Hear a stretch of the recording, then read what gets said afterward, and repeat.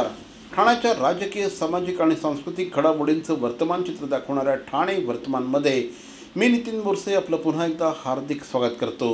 सादर करीत आहोत आजच्या ठळक बातम्या. शिवसेनेचे ठाणे शहर समन्वयक प्रकाश पायरे यांच्या पुढाकाराने ज्येष्ठ नागरिकांसाठी एका विशेष कार्यक्रमाचं आयोजन करण्यात आलं होतं. या कार्यक्रमाला खासदार नरेश म्हस्के उपस्थित होते. ज्येष्ठांनी आपल्यासाठी अनेक खडतर पावसाळ्यात पाहिलेले असतात. आता उतारवयात त्यांची काळजी घेणं आपलं कर्तव्य असल्याचं यावेळेस नरेश म्हस्के यांनी सांगितलं. यावेळेस नौपाडा पोलीस ठाण्याचे वरिष्ठ पोलीस निरीक्षक श्री अभय महाजन यांनी देखील ज्येष्ठांना मोलाचं मार्गदर्शन केलं. या निमित्ताने मोफत आरोग्य शिबिराचं देखील आयोजन करण्यात आलं होतं. त्याचप्रमाणे उपस्थित ज्येष्ठ नागरिकांना यावेळेस छत्री वाटपाच्या कार्यक्रमाचं देखील या निमित्ताने आयोजन करण्यात आलं. मोठ्या संख्येने ज्येष्ठ नागरिक या कार्यक्रमाला उपस्थित होते. माझं नाव रविकांत गोविंद साटम, नौपाडामध्ये राहतो. आम्ही सिनियर सिटीजन आहोत. सिनियर सिटीजनसाठी हा कार्यक्रम खरोखरच चांगला आहे. आमच्या शारीरिक ज्या तपासण्या आहेत ज्या व्यवस्थित होत आहेत, ब्लड शुगर आणि BP, ECG, त्यामुळे हा जो कार्यक्रम आहे हा 3-3 महिन्यांनी होणं जरुरी आहे. माझं नाव मंदाकिनी चंद्रकांत गवळी.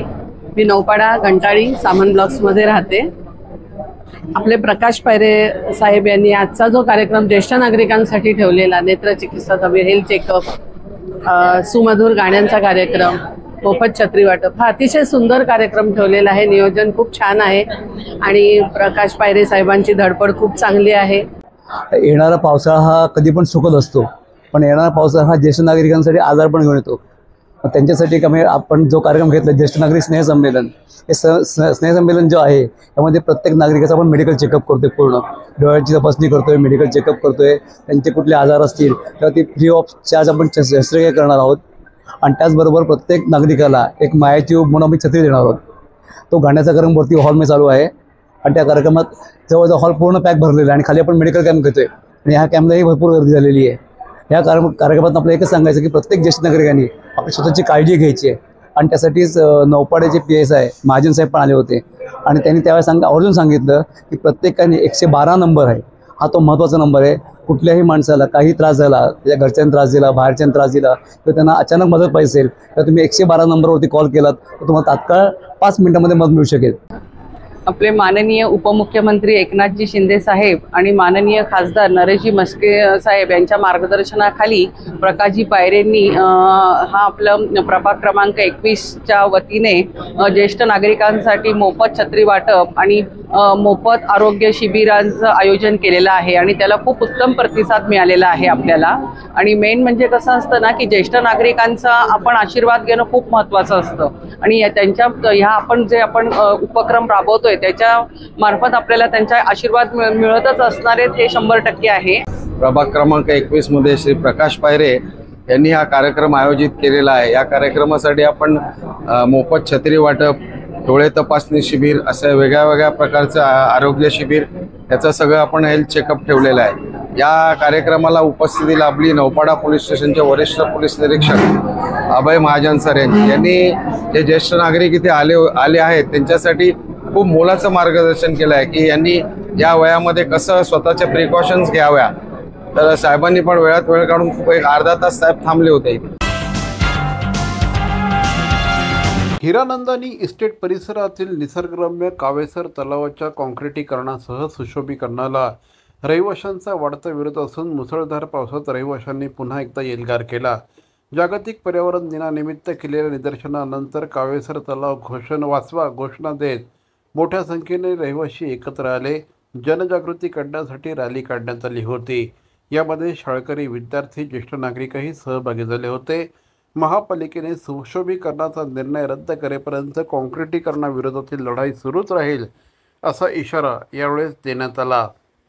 हा परिसर सायलेन्स झोन म्हणून जाहीर करावा अशी मागणी देखील या ठिकाणी नागरिकांनी केली. अविरत शेटे, मी हिरानंदानी एस्टेट मधला एक रहिवासी आहे आणि गेले काही दिवस सेव्ह कावेसर लेख आमचा जो कॅम्पेन आहे याच्याबद्दल आम्ही आवाज उठवतो. याच्याबद्दल TMCला, ठाणे म्युनिसिपल कॉर्पोरेशनला आणि सरकारला सुद्धा आम्ही एक साथ घालतोय की ठाण्याच्या शेवटच्या राहिलेल्या वेटलँड म्हणजे जिथे पाणथळीचा प्रदेश आहे, जिथे अनेक प्रकारचे पक्षी, प्राणी, कीटक या सगळ्यांचा जिथे रहिवास आहे ते सगळं नष्ट होईल जर या लेकला, या तलावाला कॉन्क्रिटीकरण केलं. आपण ऑलरेडी हे उपवन आणि ठाण्यातल्या इतर लेक्स मध्ये बघितलेलं आहे. ते इथे सुद्धा होऊ नये. एक शेवटचा उरलेला भाग आहे, त्याला आपल्या ठाणेकरांनी आणि आपल्या सरकारने सपोर्ट करावं एवढीच आमची इच्छा आहे. महत्त्वाचे मुद्दे आहेत. एक म्हणजे सौंदर्यीकरणच्या नावाखाली हे कॉन्क्रिटीकरण चालू आहे, पण मुळात सौंदर्यीकरण कशाचं करतात? जी जागा खराब असते, वाईट असते, घाणेरडी असते, जिथे डेब्री पडलेली असते, त्याचं सौंदर्यीकरण करता येते. जे निसर्गाने इतकं सुंदर ऑलरेडी बनवलंय त्याचं अजून सौंदर्यीकरण करण्या माणसाने म्हणणं म्हणजे हा माणसाचा अहंकार म्हणायला पाहिजे. हा मुद्दा पहिला. दुसरा मुद्दा आहे प्राथमिकता, की ठाण्यासारख्या शहरामध्ये इतक्या महत्त्वाच्या मोठ्या समस्या असताना सौंदर्यीकरणाच्या नावाने कॉन्क्रिटायझेशनवर हा जो खर्च केला जातो तो अतिशय चांगल्या कामासाठी वापरता येऊ शकतो. नाले तुंबलेत, कचरा आहे, आरोग्याच्या समस्या आहेत, असे वेगवेगळे मुद्दे असताना हे फक्त कारण मला आता राजकीय कुठला पॉईंट नाही मांडायचा आहे, पण हे तलाव वाचवण्याचा हा नागरिक यासाठी जमलेले आहेत आणि तो तलाव वाचवायचा आहे आम्हाला. सिव्हिल रुग्णालय कात टाकतं आहे असं म्हटल्यास वावगं ठरणार नाही, कारण सिव्हिल रुग्णालयामध्ये एकाच दिवशी 50 बालकांवर विविध शस्त्रक्रिया करण्यात आल्या. यामध्ये काहींना हर्निया, हायड्रोसिल, रक्ताची गाठ, चिकटलेले जेब, चिकटलेली बोटं, फायमोसिस आदी शस्त्रक्रिया यावेळेस करण्यात आल्या.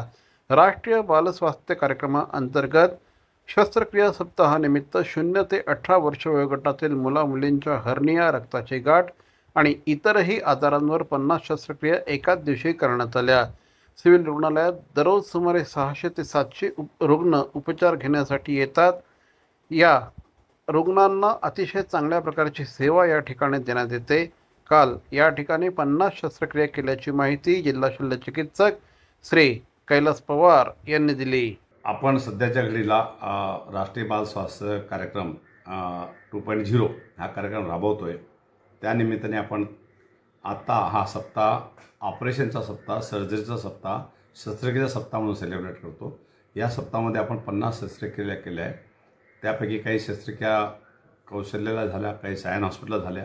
लहान मुलं 0 ते 18 वयोगटातील आमची RBSK जी टीम आहे, स्कूल हेल्थ टीम ज्याला आपण बोलतो कॉमनली, ती टीम ह्या मुलांना डिटेक्ट करते आणि ते आपण त्याला टेस्ट करतो आणि ऑपरेशन करतो. आणि आजच्या एका दिवसात आपण सिव्हिल हॉस्पिटलमध्ये 35 शस्त्रक्रिया आज आपण छोट्या मोठ्या इकडे केलेल्या आहेत. KMचे माजी अधिष्ठाता आणि BMCचे डायरेक्टर संजय ओक साहेब पीडियाट्रिक सर्जन आहेत आणि त्यांची टीम जी सायन्सची आणि कौशल्य हॉस्पिटलची या सगळ्या टीमने मिळून सिव्हिल हॉस्पिटलच्या सहकार्याने आपण सगळं आज ऑपरेशन इकडे केलेत.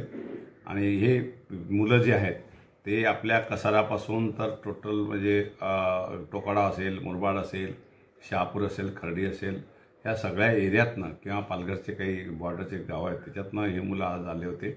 आपण त्यांना 2 दिवस इथे ॲडमिट केलं, त्यांच्या सगळ्या टेस्ट केल्या आणि त्याचे राहण्याची जेवणाची व्यवस्था करून आज त्यांच्या सक्सेसफुली आतापर्यंत आपण 35 ऑपरेशन एका दिवसात केलं आहे. सेम कार्यक्रम आपण माननीय संजय ओक साहेबांच्या बड्डेच्या वेळेस 1 डिसेंबरला ऑपरेशन केलं. त्या दिवशी आपण एका दिवसात 100 शस्त्रक्रिया केल्या होत्या. आणि त्याचा एक प्रयत्न होता की आपल्याकडे आता सध्याच्या घडीला काही पेंडिंग शस्त्रक्रिया नाही. उद्दिष्ट हाच आहे की RBSK 2 जो कार्यक्रम आता राबवतोय महाराष्ट्र शासनातर्फे, त्याचं महत्त्वाचं आहे की लोकांपर्यंत ह्या गोष्टी पोचायला पाहिजे. जे 0 ते 18 वयोगटातील मुलं आहेत त्यांचे कुठलेही सर्जरीचे हे असतील तर आपण ते सिव्हिलच्या मार्फत आमची टीम आहेत RBSKच्या, प्रत्येक तालुक्याला टीम आहे. त्या टीम सगळे पेशंट डिटेक्ट करतात. कॉकले इम्प्लांटपासून, डोळ्याच्या ऑपरेशनपासून, स्क्वीन सर्जरीपासून, हर्निया, हायड्रोसिल, फायमोसिस असतील किंवा कुठलेही ऑपरेशन्स असतील किंवा कुठलेही आजार त्यांना मोफत ट्रीटमेंट केली जाते. C.P. Goenka International School, nurturing talent at young age for scholastics, sports and performing arts in global perspective. Proud to have world toppers and country toppers in 10th standard Cambridge examinations. Ranked the best emerging school by the Times of India for personality over percentage. C.P. Goenka is the intelligent choice. Thane महानगरपालिकेचे मालमत्ता कर म्हणजेच property tax भरण्याचे आवाहन. सन 2022-23 या आर्थिक वर्षाचे मालमत्ता कराचे म्हणजेच प्रॉपर्टी टॅक्सचे बिल ठाणेकर करदात्यांना महापालिकेमार्फत आर्थिक वर्षाच्या सुरुवातीस म्हणजेच माहे एप्रिल 2022 मध्ये देण्यात आलेले आहे. तथापि अद्यापही काही करदात्यांनी मालमत्ता कर महापालिकेकडे जमा केलेला नाही. सध्या आर्थिक वर्षाचा अंतिम टप्पा सुरू झाला आहे. मालमत्ता कर वसुलीसाठी महापालिकेतर्फे कडक कारवाई हाती घेण्यात आली आहे.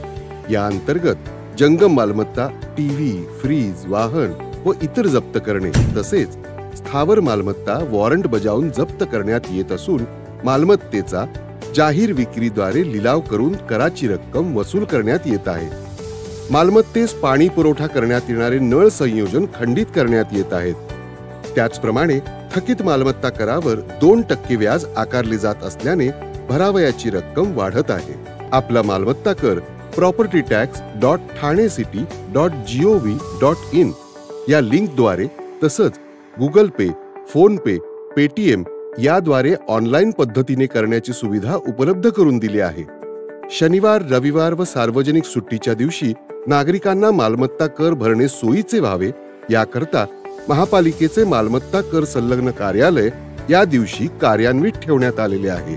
तरी मालमत्ता कर वसुलीची अप्रिय कारवाई टाळण्याच्या दृष्टिकोनातून मालमत्ता कर भरून महापालिकेस सहकार्य करावे. धन्यवाद.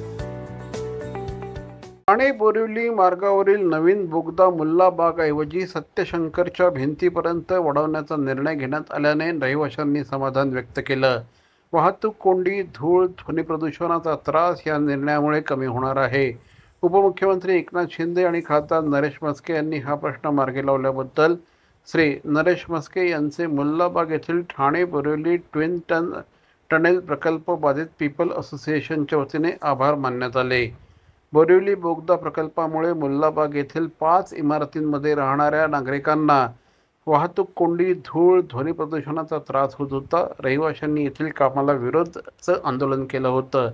या आंदोलनाची दखल घेत खासदार नरेश म्हस्के यांच्या पुढाकाराने रहिवासी आणि MMRDAच्या अधिकाऱ्यांसमवेत उपमुख्यमंत्री एकनाथ शिंदे यांनी सह्याद्री अतिथीगृहात मंगळवारी विशेष बैठक घेतली. बैठकीत मुल्लाबाग रहिवासी संघाच्या प्रतिनिधींचं म्हणणं ऐकून घेऊन त्यांची अडचण समजून घेण्यात आली. त्यानंतर त्यांच्या मागणीनुसार हा बोगदा मुल्लाबाग येथील सत्यशंकरच्या भिंतीपर्यंत वाढवण्याचा निर्णय घेण्यात आला. तसंच या मार्गावर सध्या वाहतूक कोंडी आणि वायू प्रदूषणाचा त्रास कमी करण्यासाठी कन्व्हेअर बेल्टवरून नेण्यात येणारा राडारोडा आच्छादित करून त्यानंतर तो वाहून नेण्याचा निर्णय घेण्यात आला आहे. पहिले म्हणजे ते सत्यशंकरपर्यंत जाणार आहे 1 आणि 2 म्हणजे हे सगळ्या लोकांच्या प्रेशरमुळे काम झालेलं आहे आणि आमच्या पॉलिटिकल जे म्हस्के साहेब आणि शिंदे साहेबांनी केलेलं आहे. आम्ही सगळे हॅप्पी आहोत. We are very happy. बघा, कोण काय बोलतं, कोण काय बडबडतं याकडे लक्ष देण्याची गरज नाही आहे. नागरिकांना माहीत आहे की या विषयामध्ये कोणाचं श्रेय आहे आणि श्रेयवादाची लढाई कोणासाठी करायची? नागरिकांसाठी. लोकांना कळतंय. तुम्ही बघा, आजची उपस्थिती बघा. लोकांनी जो सत्कार सोहळ्याचा जो कार्यक्रम केलेला आहे, आमचं काम आहे. आमचे सगळे नागरिक आहेत आणि माननीय उपमुख्यमंत्री एकनाथ शिंदे साहेब यांच्या नेतृत्वामध्ये आम्ही सातत्याने या ठिकाणी प्रयत्न केले आणि या ठिकाणचे स्थानिक नागरिक जे आमचे आहेत त्या सर्वांची मेहनत आहे. त्याचं हे फळ आहे, त्याचं हे श्रेय आहे आणि शहरातल्या जिल्ह्यातील सर्व नागरिकांना सुखसुविधा देताना स्थानिक नागरिकांना त्रास होऊ नये हीच आमची भावना होती आणि यामध्ये आम्ही सक्सेस झालेलो आहोत. उपनगरीय रेल्वे प्रवाशांच्या सोयी आणि सुरक्षिततेच्या दृष्टीने अत्यंत महत्त्वपूर्ण ठरलेली उपनगरीय गोलमेज परिषद ठाणे येथील भारतीय जनता पार्टीच्या विभागीय कार्यालयात संपन्न झाली. या परिषदेचं आयोजन आमदार श्री संजय केळकर यांच्या उपस्थितीत कोकण पदवीधर मतदारसंघाचे आमदार ॲडव्होकेट निरंजन डावखरे यांच्या पुढाकाराने करण्यात आलं होतं. नुकताच दिवा मुंब्रा दरम्यान घडलेल्या रेल्वे अपघाताने संपूर्ण उपनगरीय रेल्वे क्षेत्रात चिंताचं वातावरण निर्माण झालं आहे. या पार्श्वभूमीवर या परिषदेमध्ये प्रवाशांना दररोज भेडसावणाऱ्या समस्या, सुरक्षा व्यवस्थेतील त्रुटी आणि अपुऱ्या पडणाऱ्या सखोल सोयींविषयी चर्चा झाली. विविध प्रवासी संघटनांचे प्रतिनिधी यावेळेस उपस्थित होते. त्यांनी प्रशासनासमोर आपली कैफियत यावेळेस मांडली. तर मंडळी, या होत्या आजच्या ठळक बातम्या ठाणे वर्तमानमधून. आम्ही ठाण्याच्या राजकीय, सामाजिक आणि सांस्कृतिक घडामोडींचं वर्तमान चित्र दाखवायचा प्रयत्न करतोय. अर्थातच आपल्या सहकार्याची गरज आहे, तेव्हा आपल्या समस्या आम्हाला जरूर कळवा. आमचा पत्ता ठाणे वर्तमान, शॉप नंबर 16, खडन रोड, ठाणे पश्चिम. दूरध्वनी क्रमांक 9820939420. तर मग पुन्हा भेटू उद्या याच वेळी याच ठिकाणी ठाणे वर्तमानमध्ये. तोपर्यंत धन्यवाद. जय हिंद, जय महाराष्ट्र.